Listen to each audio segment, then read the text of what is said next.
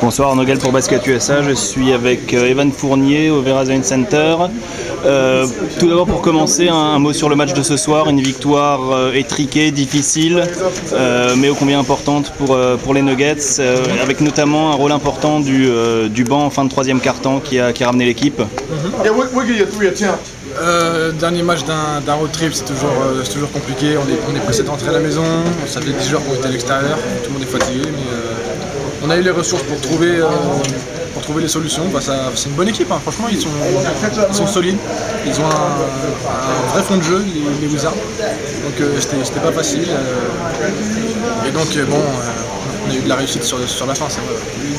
Et donc, toi sur le plan personnel, deuxième saison en NBA, tu avais terminé la saison en trombe l'année dernière.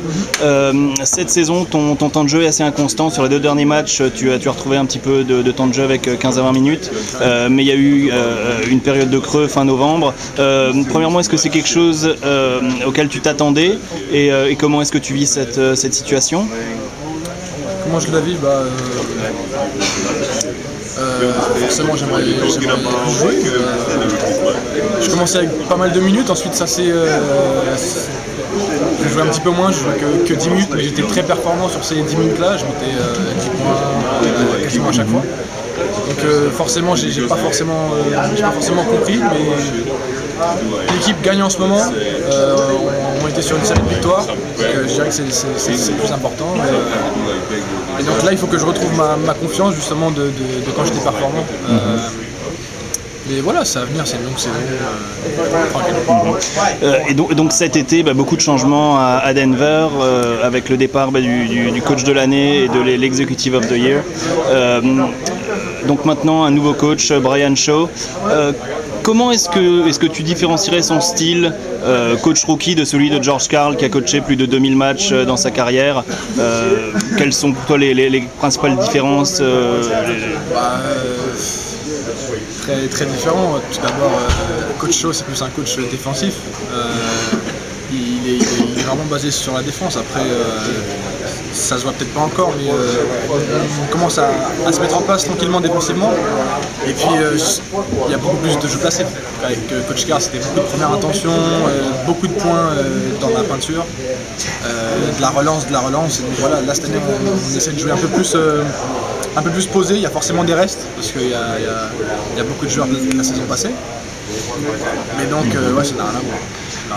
Mais est-ce que toi tu t'attendais à tous ces changements au niveau du coach, general manager? Ça faisait un moment que je savais que le coach allait partir. Le manager, j'ai plus été surpris. Bon, ça je pense que c'était plus par rapport à une meilleure offre de Toronto forcément. Donc ça j'étais surpris. Et puis bon, après quand ton coach et quand ton GM partent, et que tu es un joueur comme André, forcément tu te poses des questions, et donc ça par contre je l'ai pu bien. Et donc après un début de saison un petit peu difficile pour les Nuggets, une victoire dans les 5 premiers matchs, vous retrouvez votre rythme de croisière et vous terminez un road trip à l'Est avec 4 victoires, 2 défaites.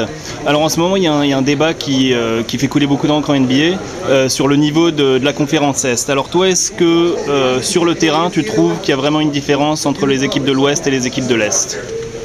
C'est incontestable, les équipes à l'Ouest sont beaucoup plus compétitives, c'est incontestable. On termine sur un road trip, 4 victoires, 2 défaites, ce qui est très bien. Je pense que juste la conférence Est est vraiment super forte. Après les grosses équipes de l'Est bégayaient leur basket un petit peu en ce moment, du style New York, les Nets.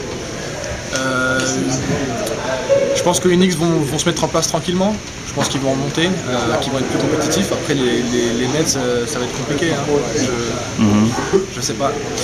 Et est-ce que tu serais par exemple en faveur de la suppression des divisions, ce que la NBA va discuter prochainement? Sincèrement, moi je viens d'arriver, je m'occupe pas du tout de tout ça. Je me concentre sur gagner des matchs. Après, c'est vrai que c'est légitime de se poser des questions. C'est très légitime quand on joue des équipes de l'Est, souvent on se dit c'est bon, ils ont un faible bilan. Par exemple, la dernière fois on a joué Toronto qui menait leur division, qui avait 5 victoires. On en a 13.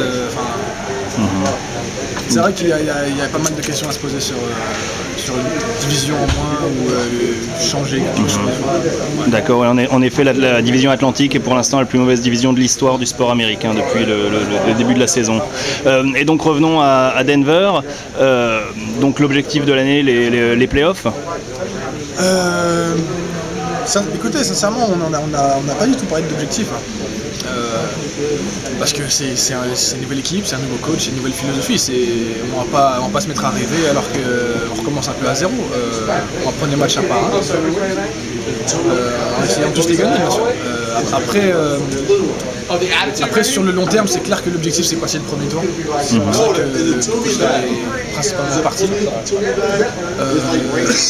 Mais bon, sur cette saison-là, sincèrement, je pense pas qu'il y ait d'objectif fixé pour l'instant. D'accord. Et dernière question, Evan, même si on est encore loin, est-ce que tu seras à la disposition de l'équipe de France pour les championnats du monde? D'accord, donc si tu es appelé, tu seras en Espagne l'été prochain. D'accord, bah merci beaucoup Evan, et puis bonne continuation pour la suite de la saison. Merci.